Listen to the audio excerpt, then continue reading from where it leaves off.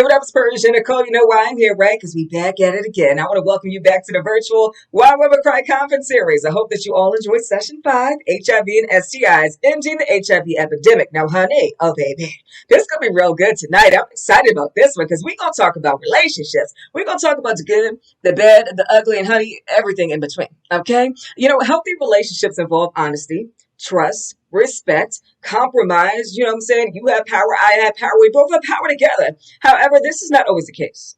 Intimate partner violence, IPV, is a serious, preventable public health problem that affects millions of Americans every day. So whether you're dating, you're married, you're living together, you're in a situationship, whatever it may be, if it's a straight relationship or a same-sex relationship, IPV, it does not discriminate, okay?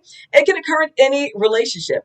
And the overwhelming global burden of IPV is endured by women. And the most common perpetrators of violence against women are male intimate partners or ex-partners.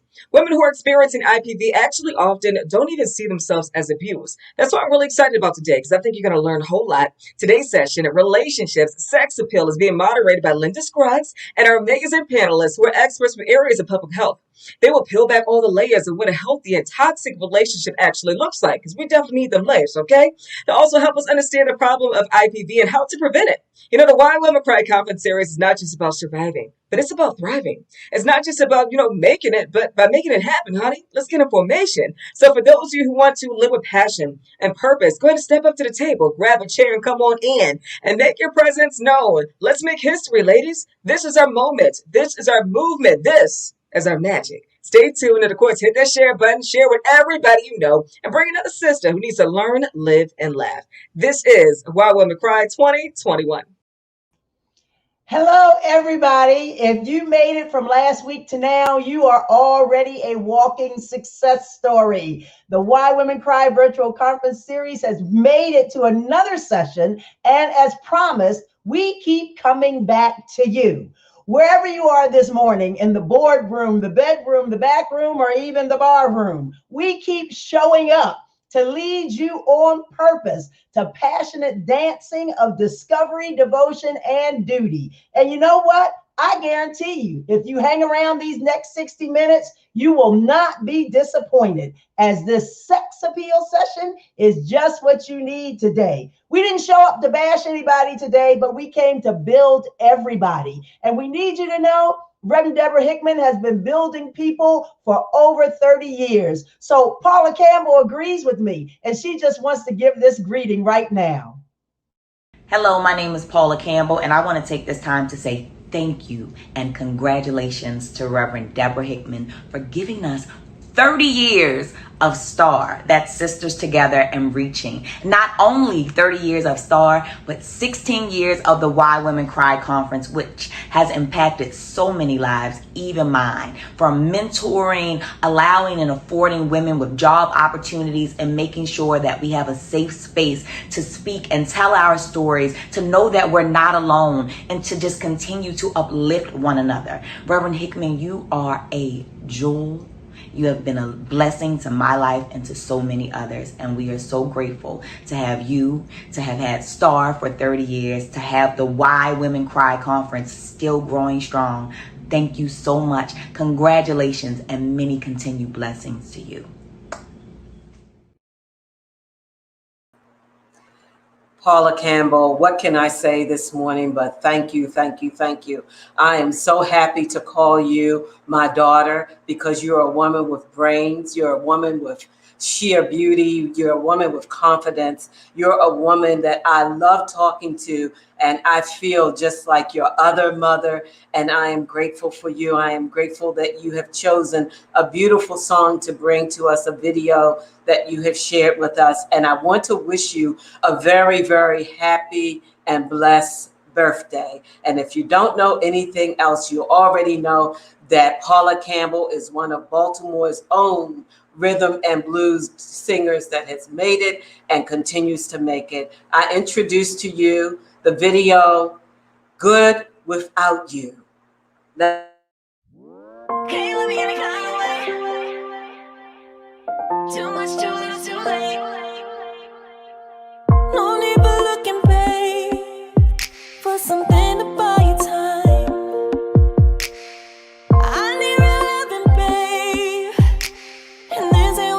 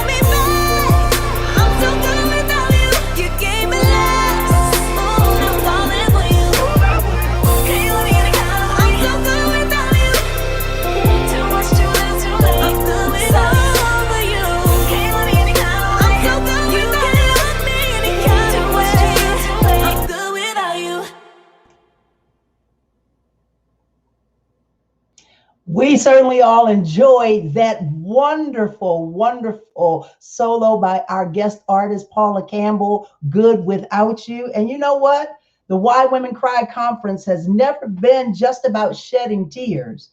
Rather, we have always been about sharing tears, our ups and our downs, our highs and our lows, the hills and the valleys. And today's discussion has been created just for that kind of roller coaster.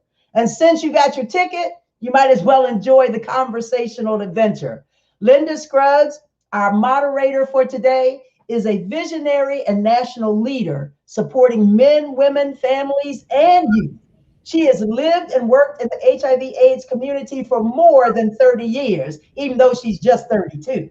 As an educator, advocate, and activist, she is a consistent voice demanding health equity, health access, and health funding in all communities. Linda, we are so pleased to have you leading our conversation today. The floor is all yours. Wow, thank you, CARMI. Like, who is that you just introduced? I'm Linda A. Scruggs. I don't know who that person is, but thank you very much, CARMI.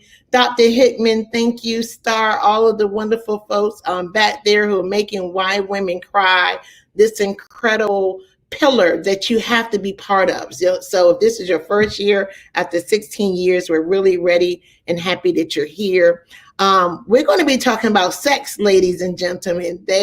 We are getting ready to unpeel the layers that impact us, the layers that create the intersection in our relationships, which include intimate partner violence, which includes sex, sexuality. It is our hope that you kind of join me in my kind of virtual couch here and help us look at how we can really look how that these concepts overlap. But more than how they overlap, we really hope that at the end of this couch conversation, that you're able to talk to your partners, to your friends, to your colleagues, to your sisters, your brothers, everyone on what is sex. How does sex happen? How do we unpeel this layer? And how do we really relate this to one's purpose, one's passion, and one's fears? I know a lot of folks don't want to talk about sex, but I know one thing for sure. As a woman diagnosed with HIV for over 30 years, sex did not close the door with that diagnosis. Relationships did not close the door with diagnosis. And we're getting ready to talk about, so if you done clink, locked it down, we're going to talk about how you open it up and how you be safe and make safe decisions. So I keep saying let me introduce you to my panelists today. So I have two fabulous queens that are joining me. Our first queen that you're going to hear about is Ann Wiseman. Ann is the Deputy Director at a wonderful organization in Prince George's County. It's a nonprofit called Heart to Hand, named Heart to Hand, and does a lot of work around sexual health and wellness, including HIV and STI care. I really love the fact that Ann has been doing this work, and like CARMI said, for over 25 years when she's only 19 herself. And it's fabulous.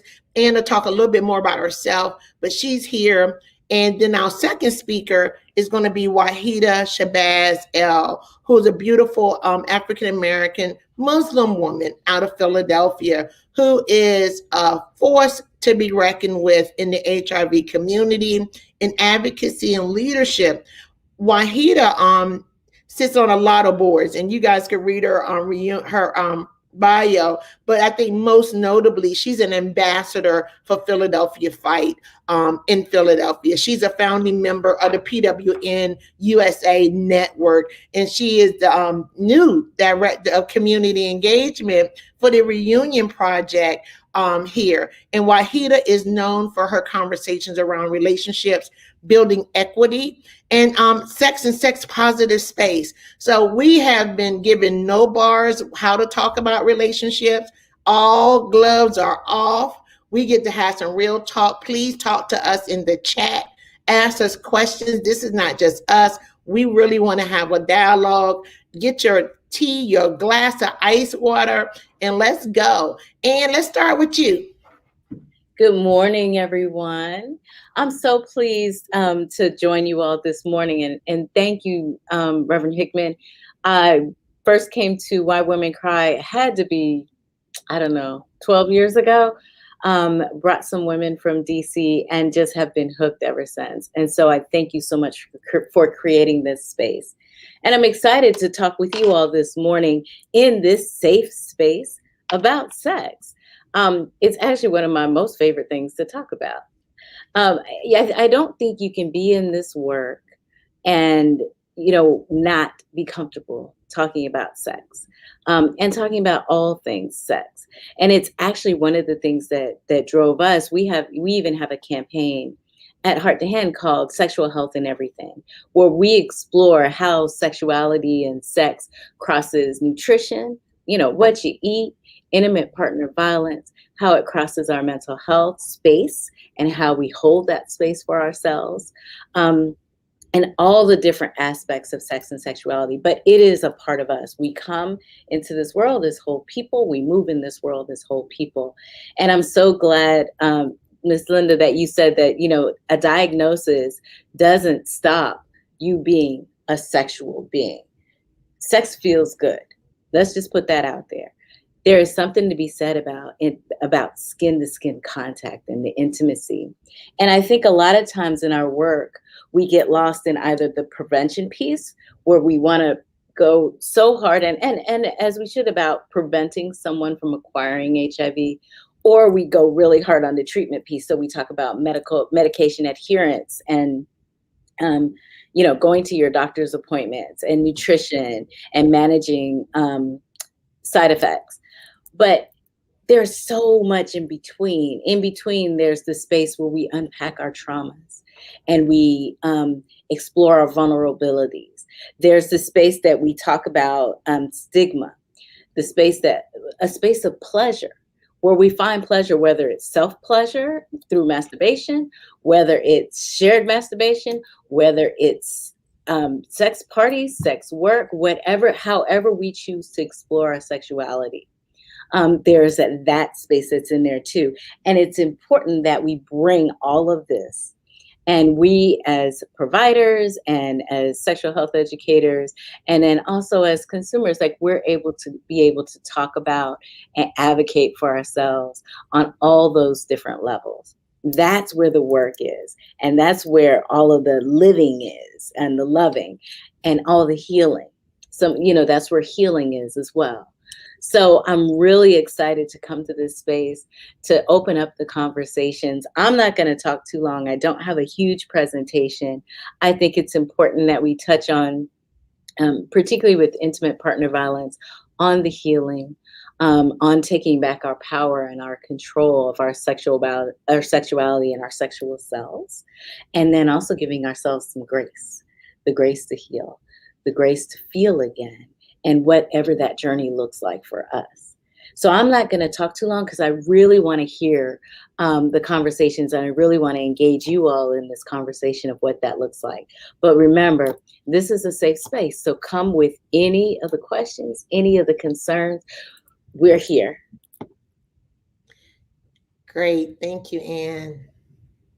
Thank you, Ann. Wow. Wahida is coming up next. Thank you. Hey, lady. Good morning, everyone. And I want to thank Reverend Hickman for this platform. And STAR, this is my first STAR conference, but I'm sure it won't be my last. I'm Wahida SHABAZZ-EL from Philadelphia, Pennsylvania. I come to this work of social justice as a woman living with HIV, as a woman thriving with HIV. And I need to talk about the well-worn path of institutional violence against women. I know we're talking about intimate partner violence, but this violence doesn't always start at the grass level. Violence oftentimes starts at the top. So women living with HIV are not generally seen as sexual beings, right? And that's been suppressed, and that's been a violence against, and that's just not, that's just not external, but it's also internal. Having an HIV diagnosis, we don't feel like we're like the cutest things on the block, and then we shut it down. I heard Linda say that earlier. Early on, when I was first diagnosed, I kept hearing about women living with HIV. They were being told not to have children. That's a violence against our reproductive rights. We have the right to have children, the right not to have children, and the right to have resources to rear those children. Stigmatizing didn't stop there, because then they talked about mother to child transmission. You know, words have power. And when you say mother to child transmission, that's a judgment on the mother who didn't ask for HIV, but that's a judgment on the mother. And it makes women feel we are vectors of HIV. In some southern states, and this is, I'm talking, I got diagnosed in 2002. So at that time, I kept hearing about some southern states that when a woman received a diagnosis for HIV, she had to sign an affidavit that said she would not get pregnant. And if she did get pregnant, there were some really harsh consequences behind that. So when we talk about intimate partner violence, I need you to understand that it's not always the punch or the choke that women are up against when it comes to intimate partner violence. A lot of times there's emotional violence, particularly for women living with HIV. And we have someone telling them that you can't do any better. Don't walk away from this relationship because this is the best that you're going to be able to do. So that's like an emotional violence. And women stay. And they stay for different reasons. Some women stay because they don't have the financial, they don't have the means to move on. Or some women can even stay because they have a pet that they don't have anywhere to take that pet. So and so also the last thing I want to say is that violence for women living with HIV can come when we don't have the courage to disclose our HIV status. Women have met lethal violence. Women with HIV have actually been murdered because they haven't found the courage to live their truth, to disclose their status, their HIV status, to their consensual partners. And we're not running around raping people, right? So most of the time, women, if we're having sex, most of the time it's consensual sex. Generally, I guess women do rape people. We can if we're in the place of authority. But just to say that women living with HIV have faced violence to the point where they've been killed for not being able to tell their HIV status. I'm going to also stop there and just say one more thing, that the HIV community, we're a very sex positive community. Very sex positive. And recently not recently, but last year, March 2020, we had some webinars around COVID that centered people living with HIV. And most of the asked were about how are they going to have safe sex in the COVID epidemic, right? So it used to be, how do you have safe sex in the HIV epidemic? But now it's how do you do it in the COVID epidemic? And the conversation just changed. We started talking about phone sex and mutual masturbation and changing positions. And then we got some information from the health department in New York that was putting out information about sex during the COVID epidemic, So when I come back, and I don't know if I get a chance to come back, I would definitely want to talk about how U equals U, undetectable equals untransmittable, how that plays into a violence against not just women, but Black and brown and poor people as well. So thank you. Wow, thank you, ladies. I'm over here all goosebumpy and jazzed up. Thank you both. Let's have this broad discussion. I see folks are in the chat. Wahida, you just launched us off. You talked about this sex positively, and you both talked about intimate partner violence a little bit. But I kind of want to stay on this sex positively just for a minute, Wahida.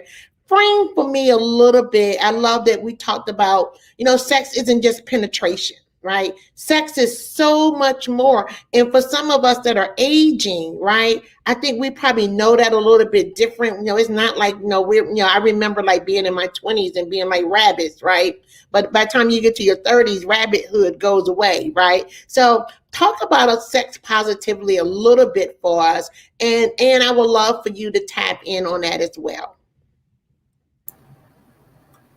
Yeah, so we can't talk about HIV without talking about sex, because HIV, as we know, is one of the ways of transmission besides blood to blood, which means tattoos and sharing syringes, is sex, right?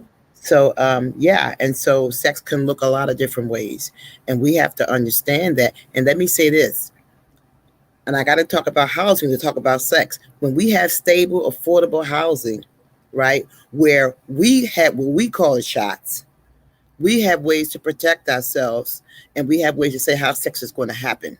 Right. So housing is a cornerstone for HIV prevention and care, because we can also have places to take our medications. So yeah, so sex can be cuddling. Sex can be looking across the room at each other. Sex can be like we're doing virtual sex now. We were doing it before. We're going back to phone sex now with COVID, right? And sex does not have to be penetration. You know, there's and you can have good oral sex, right, and not be a risk for HIV, because that is the least way that we're contracting HIV, right? We can have sex with sex toys. There are so many ways. When I was younger, we had sex with multiple partners. It was much fun back in those days when there was free love and things like that. And so now we just have to be careful. And I need to say to people that we are responsible for our own sexual health. We have to remember that. The person who's living with HIV or another STD is not responsible for your personal health.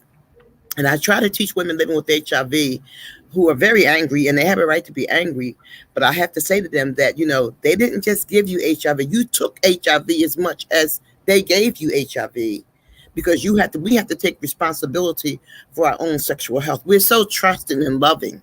Right. So I will say that one of the first dates, as a good first date, go together, get tested together. That's a great date.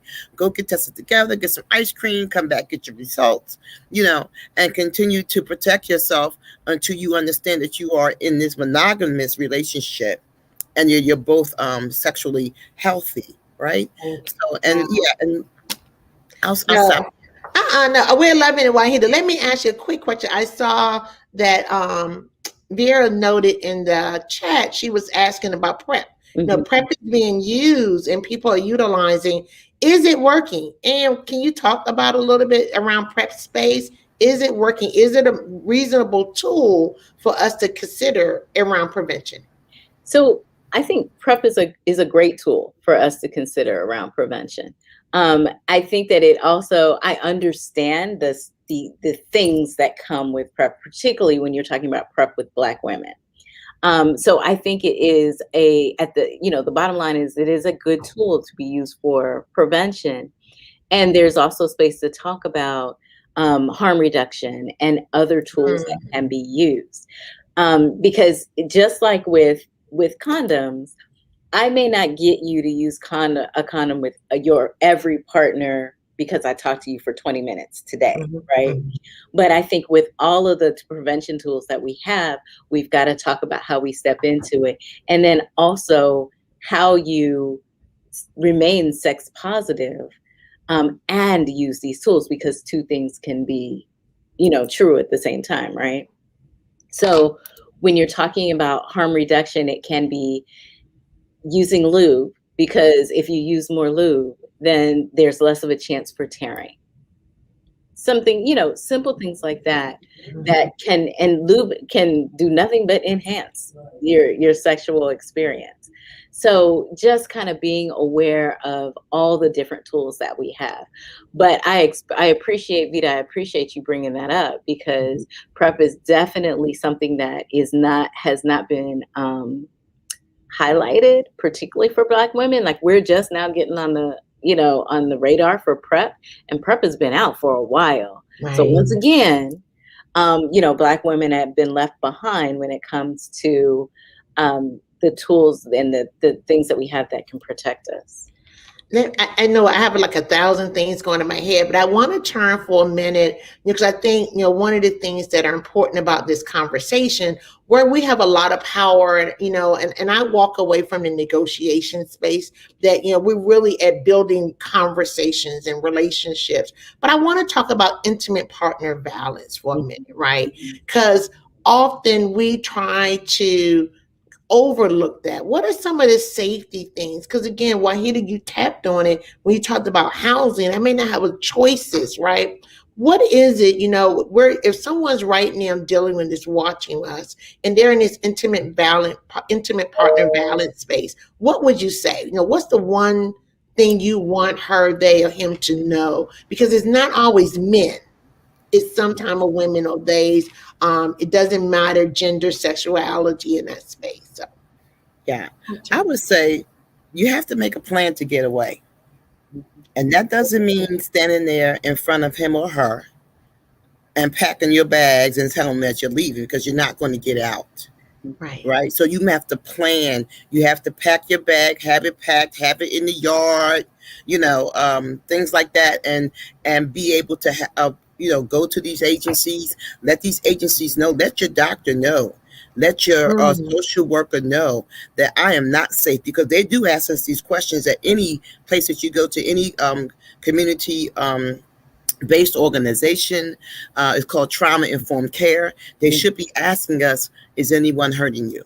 And you should be saying yes, and I don't feel safe. And they will help you make a plan and help you be able to move away to a place that is safe, where that person doesn't know where you are. But you have to make a plan.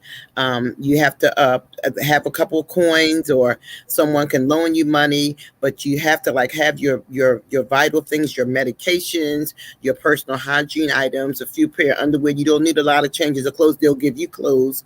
Trust me, because they'll give you those things. But have a plan, and don't try to leave in the heat of an argument, because that's not going to be safe for you.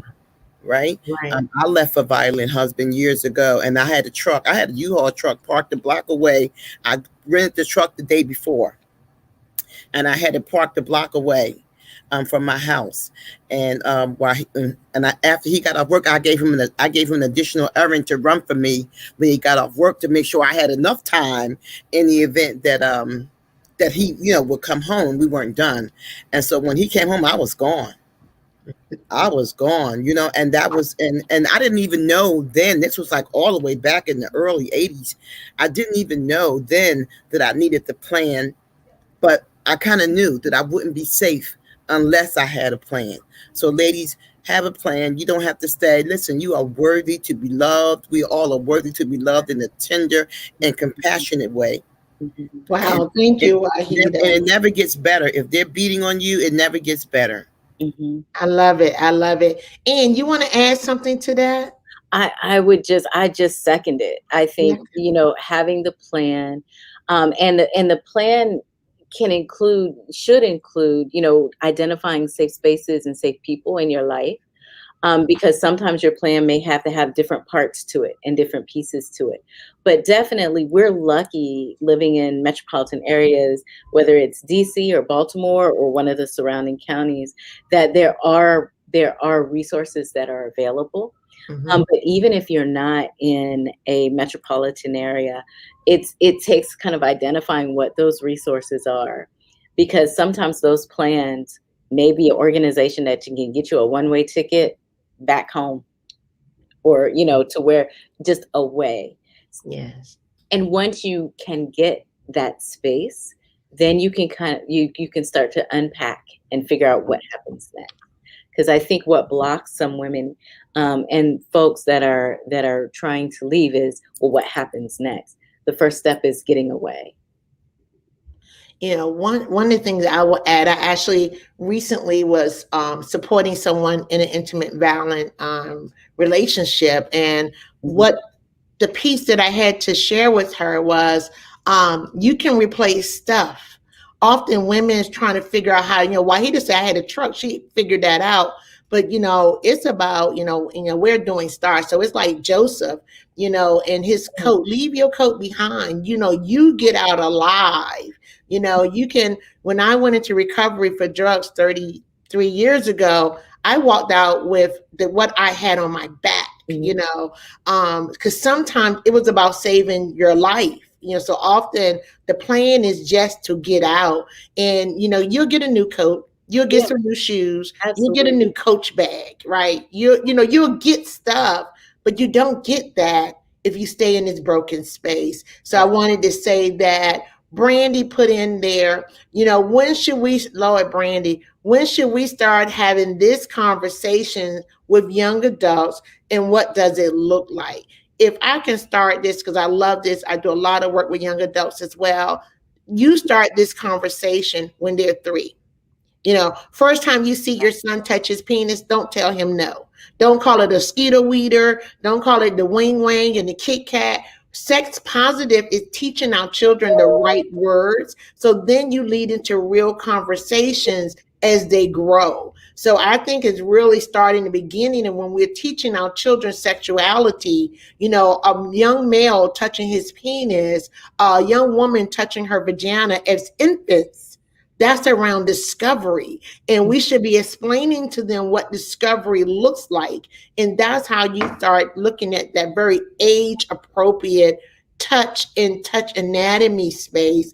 And I hate the skeeter weeder thing. Let's not do the skeeter weeder. Go ahead, Ann or Wahida. I know we're getting ready to have to wrap up, but let's hear from you, and I'm gonna do a time check. I think that's it right there. Is starting it from birth, and having real conversations with our children, and having those conversations without judgment.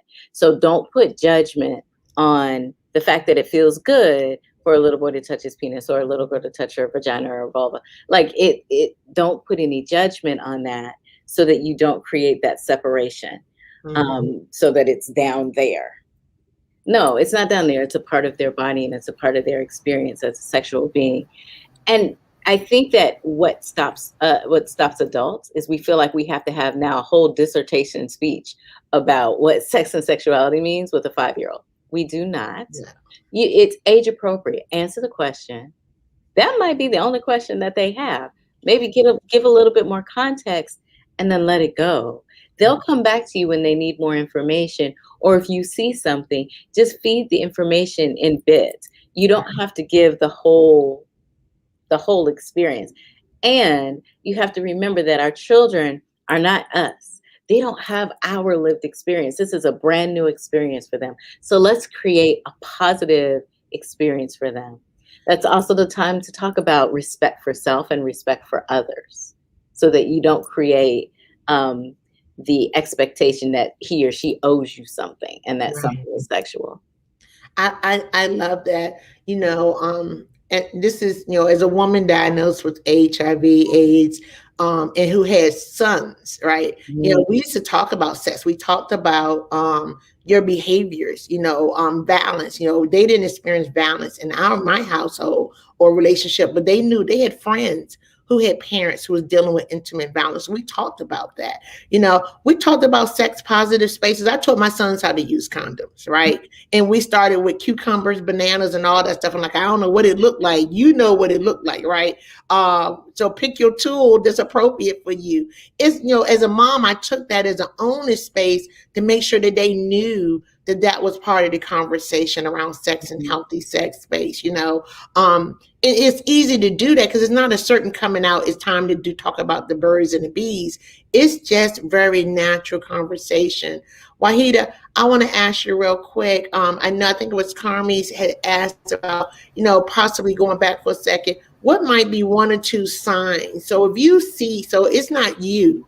If you see signs of intimate partner balance with a friend or loved one, family member, what might be the 1 or 2 things that you might say or not say to that person to create that olive leaf or that branch of resource to them? Yeah, so a lot of times a person, you'll find that they'll get very distant. They're not talking to you where you used to talk all the time, or you used to shop together. You can't go out together. When you go out together, they have sunglasses, they have bruises on them. You know what I'm saying? And they're very they're just not themselves. Mm-hmm. And one thing I would do, I would let them know that first of all, that you can talk to me. I won't take your business and run with your business all over the world, but I will guide you towards some resources that will help you. If people come to me, they know they're going to get resources because that's what I do. Mm-hmm.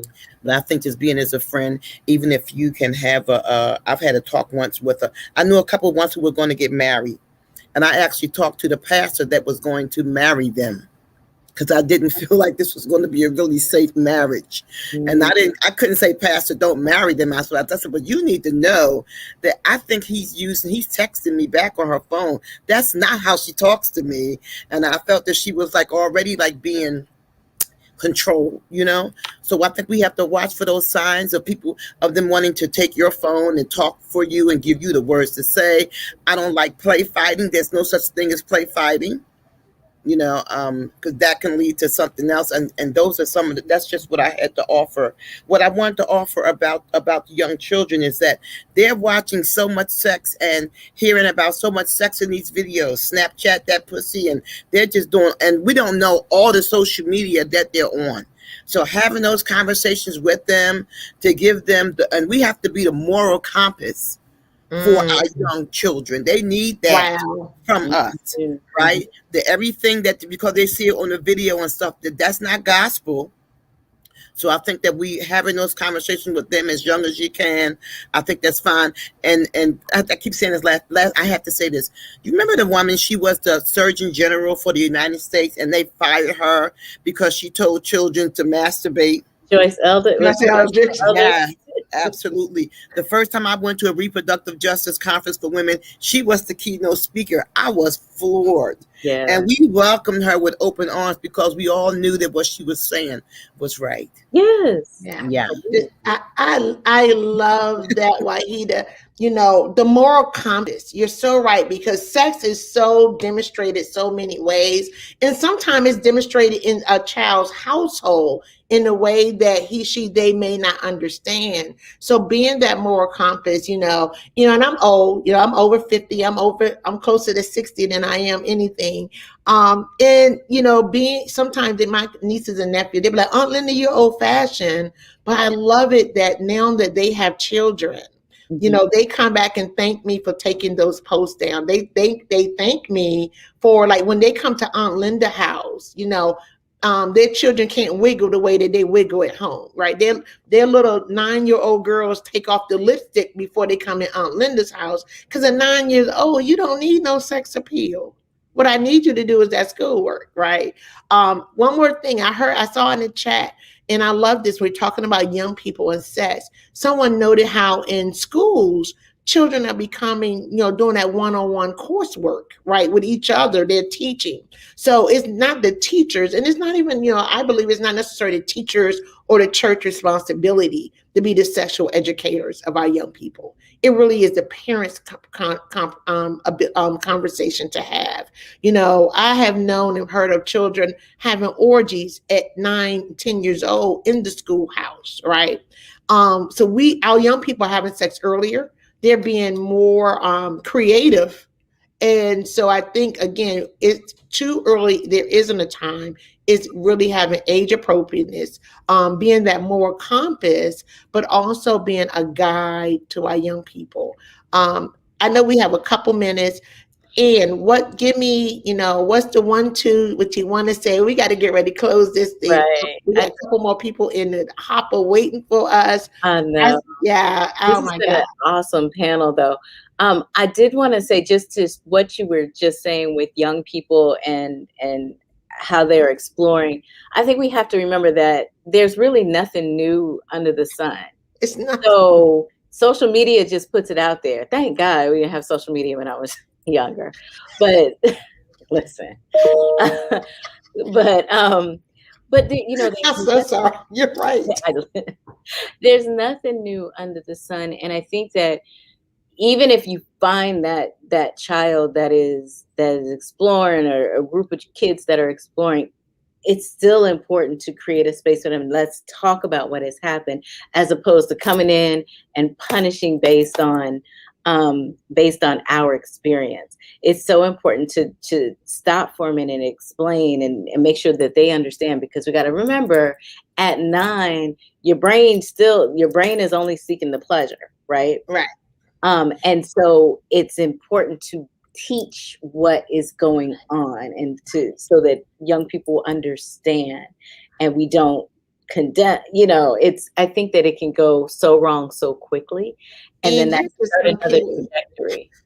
And you're unpeeling this. You just said it. They're seeking pleasure at 9. So the trauma, the counselor in me. So I don't think I said it. So I actually have a sex therapy certification, right?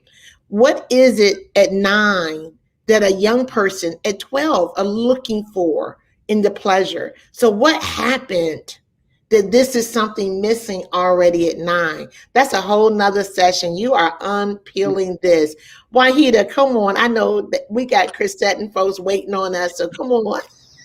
The one thing I want to mention before I leave is U equals U. Undetectable equals untransmittable. That's great news, right? So, and it was one of the most dynamic announcements for the HIV community since the beginning of the epidemic. It made us feel human. It made us feel normal, right? And someone told me, a white counterpart of mine told me, she said, Wahida, that only means that the medications work. Isn't that why we take them? I'm like, yeah, right? But here's the thing. Here's the problem. Black and brown people and women were not told about U equals U. It took 6 years before the campaign came out for U equals U, before Black and brown people and women were told that the medications work and that you could not transmit HIV to your sexual partner. That's here we're talking about another institutional violence against women. And our medical providers apparently didn't think that we had the sophistication to handle good news like that. Right. And so I just needed to put that out there, that even though we all saying you equals you, there was a battle there too. There's always battlegrounds. There's also a battleground around HIV criminalization. People are being locked up. We know HIV is not a death sentence anymore, but people are being given death sentences in incarceration because because an ex partner can become can become very mean. Yes. Right. And even though they said, well, I want to drop the charges, the state may not let them drop the charges. People being locked up and marked as sex offenders on their driver's license, and their whole life is being ruined. And HIV is not a crime, and punishment is not a good public policy, a way for public health. You can't punish people out of HIV. You can't medicate people out of HIV. I love this. We're going to have the resources and those things. But I just want people to know that protect yourselves. It's your responsibility to protect yourself, right? And HIV is not a death sentence anymore. Right. We are sexual beings. We are sexy creatures. Go out and have some good, lots of fun, safe sex, and chat me about it. One of the things I would love to add to what you said, Wahida, thinking about you equal you, and I really personalized this message, and because I work with a lot of women, definitely medication and treatment is good for us, but I meet a lot of women who are afraid to transmit HIV to someone else, right? So the added plus of treatment is that you equal you says, it takes the stress off of me. Yes. That allows me to enjoy, whether penetrational, intimate toys or whatever. It takes the stress off of me, because I can't imagine someone coming to me and say, you caused this. Right. You were part of this. It's their onus. You was with me, but it is a stress reliever in that messaging. Ladies, this has been fabulous, right? I'm looking at the chat. You're right. We would love to come back for a part 2 to get deeper and get our fingers sticky, and because we're really just at the fingertip of this conversation. But we got to move on. Ladies, again, Ann and Wahida, thank you. Folks, if you're out there, you can find both Ann and Wahida on social media. These women are changing lives in their communities and across the country. And this is just the beginning of some of their conversation, is around unpeeling this sex space. Because remember, ladies and gentlemen, we're talking about our purpose, our passion, and our fears. And being sexual beings and being safe, all that's tied up into that. What did I want to do when I grow up? I want to be whole. I want to be free. I want to be real. in that space. I'm going to transition. I'm getting ready to tell you, we're going to have a wonderful piece. CHRISETTE Michele's getting ready to come up. I'm going to do a wonderful piece with her. And then I'm going to be back, I believe. Come on up, CHRISETTE.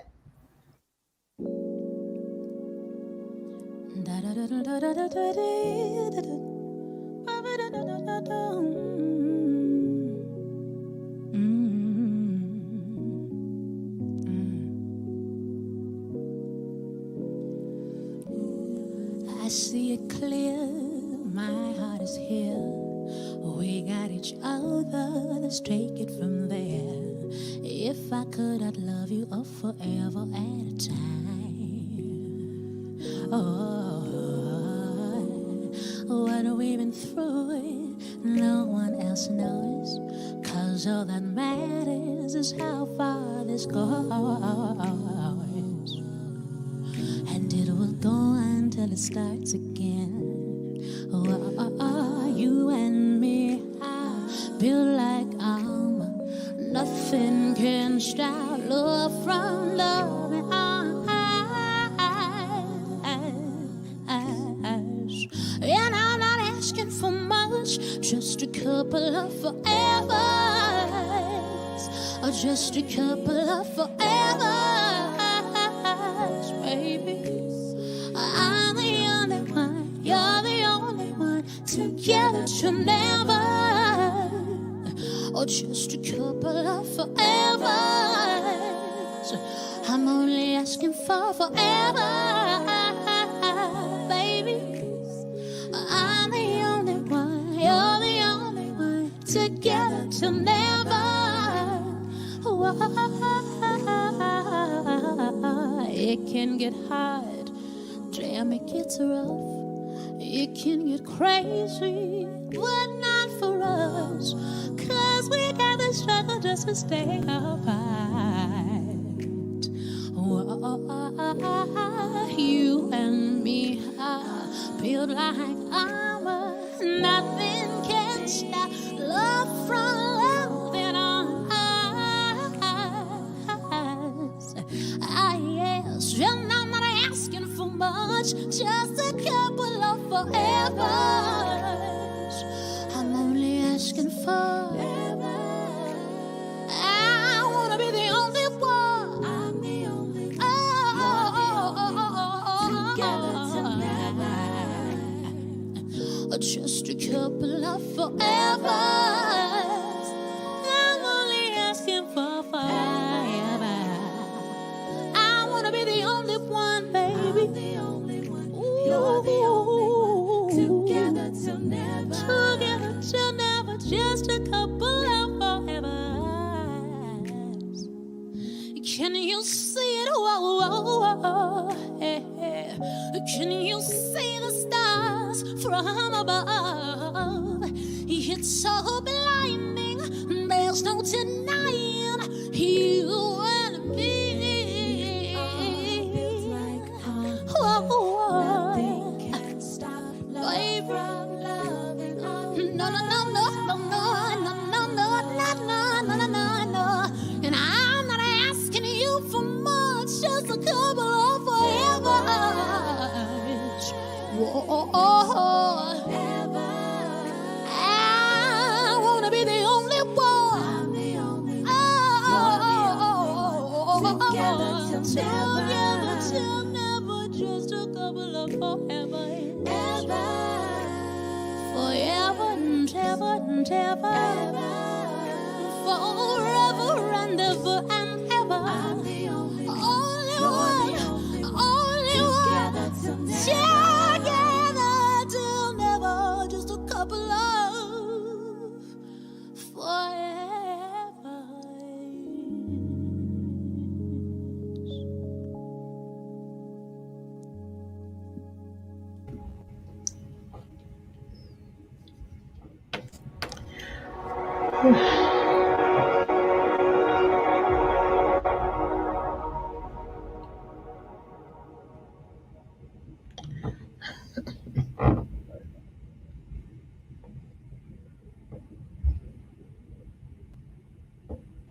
Wow, thank you. That was wonderful. That's a whole nother session. We can unpeel that song. Whether you want to be the only one or you're someone who chooses not to be the only one. So forever is always great. It's been almost an hour. We're almost out of time. Don't leave yet, because we got some sweet and exciting still things to go. I want to thank Dr. Hickman, everybody, for allowing me to moderate, be with this great panel discussion of these queens this afternoon. But the good stuff is still coming. Come on, Kayla, and Tracy is coming to close us out with the goodies. Yes. Hey, ladies. Thanks for that great introduction. We also would like to thank our awesome sponsors and our amazing panelists, Ann and Wahida. Wahida. Yes, thank you so much. Great Wahida. conversation. Great conversation. So interesting. Takeaways. Takeaways. It's a lot. I have a whole list of takeaways, but we talked about HIV, women with HIV, and how the stigmatism is that, women are the face of HIV, and we just don't understand why, So it's a lot. And for me, Ann, that grace to heal. I mean, you gave so many, well, the whole panelists really gave great conversation on healing. Yeah. Grace to heal, that really hit my soul. Yes. And changing the generational healing with the the kids learning from each person. Like, they learn this from school, they learn this from at home, then go to school and say, look, Right. and then they go, each kid starts to learn from that one child that's at home, that's like watching movies and just learning from that parent. So it's a healing experience that we need to go and change about the youth today. Yes, and we have to continue to emphasize on the moral compass, being a moral compass for our families. Yes, CARMI said social media changes the dynamics of IPV and early sex exposure and education. And I feel as though social media literally is like, a young girl can go there and like take a picture, do.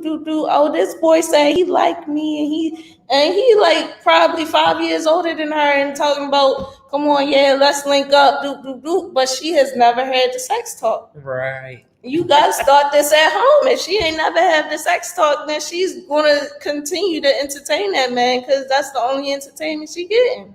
So we gotta start this at home. You gotta help.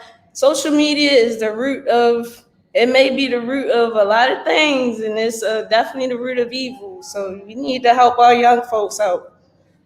So next week we have session 7. Yes. 7 is the number of completion. Woo, woo, woo. Yes. So we have healing at your door, spirituality, faith, and health. We have moderator Asia Johnson and panelist Downhill, Pamela Yerby, and for entertainment we have Ruben Stutter. Oh my gosh, CHRISETTE Michele and PAULA Campbell took my breath away. They done took my breath away. I'm sitting here like, oh my, you're the only one.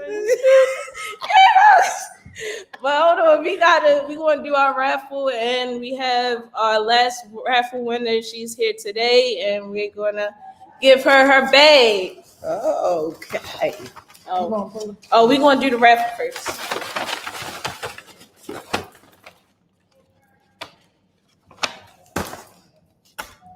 Tawanda Coleman. Woo! You are our winner for this session 6. Yes, Contact ma'am. D. Hickman at sisterstogetherandreaching.org. That's my other cousin. Okay, we want be back right quick. Then I need to come over here.